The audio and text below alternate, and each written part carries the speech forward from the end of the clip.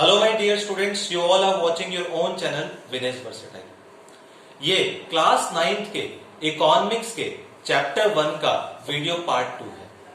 Video 1 में हमने पूरे विलेज का कॉम्पोजिशन देखा, फैक्टर्स ऑफ प्रोडक्शन के बारे में डिस्कस किया। फैक्टर्स ऑफ प्रोडक्शन में हमने देखा कि 4 फैक्टर्स होते हैं: land, labour, capital and human capital, जिसमें हमने स्किल्स और नॉलेज को इंपॉर्टेंस दिया। अब हम डिस्कस करने वाले हैं इस वीडियो में कि जो लैंड है, land is a fixed factor of production. Land fixed होती है, अगर हमें उस पर प्रोडक्शन इंक्रीज करना है तो उसके क्या वेज है। How can we increase the production on the same piece of land, उसके वेज हम डिस्कस करने वाले हैं इस वीडियो में। दोनों वेज बहुत बहुत बहुत इंपॉर्टेंट है, दोनों को बहुत ध्यान से देखिएगा। फर्स्ट वे है मल्टीपल क्रॉपिंग करके। मल्टीपल क्रॉपिंग क्या होती है? जब हम एक ही खेती पर, एक ही लैंड पर एक से ज्यादा खेती करते हैं एक साल के दौरान, तो उसको हम मल्टीपल क्रॉपिंग बोलते हैं। तो when we grow more than one type of crop on the same piece of land during a year, that is known as multiple cropping. Palampur के लोग भी मल्टीपल क्रॉपिंग करते हैं, और ये कब पॉसिबल हो पाया? क्योंकि उनके विलेज में इलेक्ट्रिसिटी अवेलेबल है, ट्यूबवेल्स है, जिसके जरिए पानी की कोई समस्या नहीं होती। तो पालमपुर के लोग 3 तरह की खेती करते हैं: kharif crop, rabi crop and zaid crop. तो खारिफ क्रॉप में जब it is a rainy crop, it requires plenty of water, इसमें बहुत पानी की जरूरत होती है। खारिफ में दे ग्रो ज्वार एंड बाजरा। ज्वार और बाजरा की खेती वो लोग करते हैं। जबकि राबी में वो वीट उगाते हैं, गेहूं की खेती करते हैं। और ज़ैद के रूप में अक्टूबर नवंबर के बीच वो एक छोटी खेती करते हैं, पोटैटो की। तो हम देख रहे हैं कि पालमपुर के लोगों के लिए मल्टीपल क्रॉपिंग करना पॉसिबल कब हुआ? जब उनके विलेजेस में ट्यूबवेल सेटअप हुए, इलेक्ट्रिसिटी आई। इलेक्ट्रिसिटी के आने से, मैंने आपको पहले भी बताया, एक डेवलपमेंट हुआ पूरे विलेज में, और जिससे कि वो मल्टीपल क्रॉपिंग कर पा रहे हैं। अब हम देखते हैं दूसरा वे। दूसरा तरीका क्या है कि हम सेम पीस ऑफ लैंड पर प्रोडक्शन बढ़ा पाए, that is green revolution. Green revolution was introduced during 1960s। 1960 के टाइम पे ग्रीन रेवोल्यूशन इंट्रोड्यूस किया गया। Who is the father of green revolution? ये क्वेश्चन मैं आपसे पूछना चाहता हूं। Let us see you can answer it और नॉट। Okay, I tell you, MS Swaminathan. MS Swaminathan is the father of green revolution. Green revolution में क्या होता है? It was introduced in 1960s, as it is written here also, you can copy. And green revolution में HYV seeds को introduce किया गया, high yielding variety seeds, जिससे कि प्रोडक्शन को इंक्रीज किया जा सके। हाई यील्डिंग वैरायटी सीड्स बाहर से हम लोगों ने इंपोर्ट किए, स्पेशली मैक्सिको से। हमने देखा कि मैक्सिको में गेहूं और चावल की खेती ज्यादा होती है, ऐसा क्या है? तो हमने वहां से उन बीजों को मंगवाया, जिन्हें हम हाई यील्डिंग वैरायटी सीड्स बोलते हैं।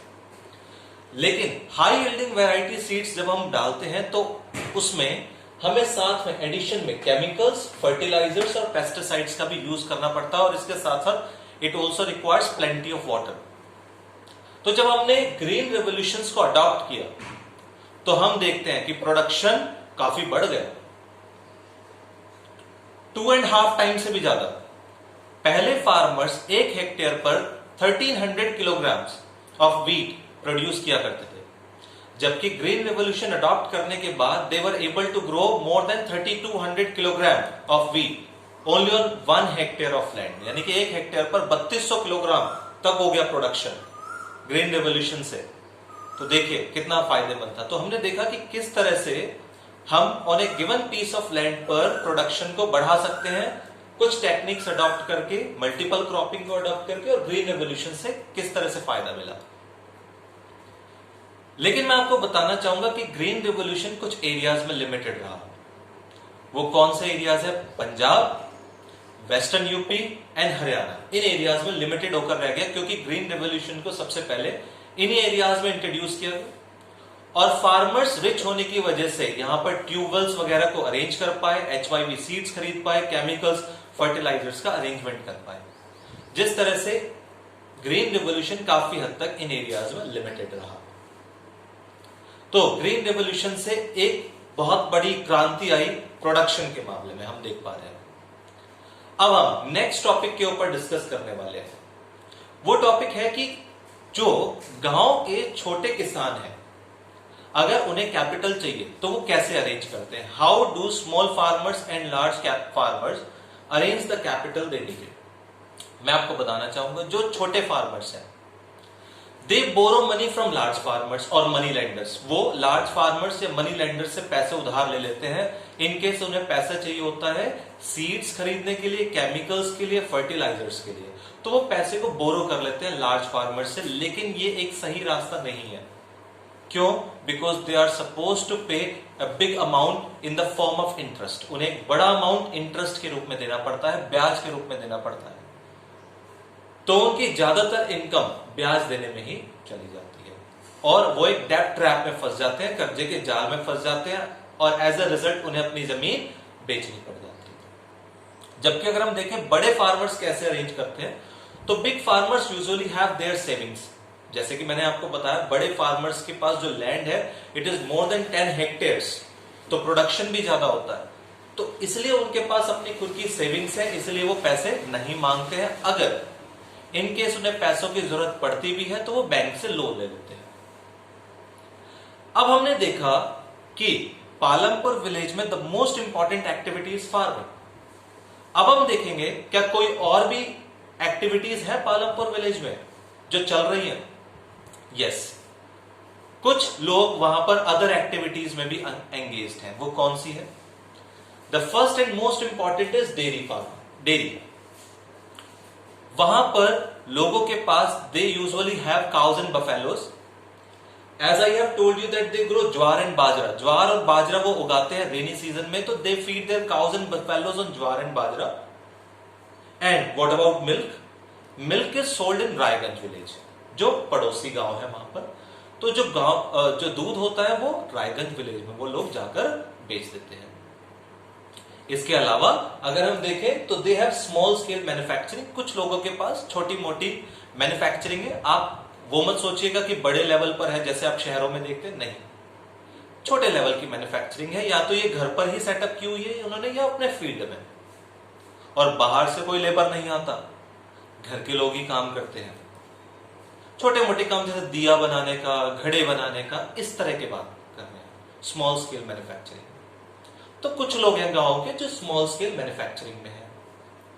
थर्ड आता है शॉपकीपर्स। कुछ लोगों ने अपनी दुकानें खोल रखी हैं। There are some people who have opened up their shops. Wholesale market जाकर वो सामान ले आते हैं और गांव में अपनी शॉप्स के थ्रू से बेचते हैं, रिटेलिंग करते हैं। क्या क्या सामान होता है? अरे वही सब जरूरत का सामान, चाय, कॉफी, बिस्कुट, ये सब चीजें, पेन, कॉपी, तो ये सब लोग वो होलसेल मार्केट से लाते हैं और गांव में सेल आउट करते हैं। इसके अलावा हम देखते हैं ट्रांसपोर्ट।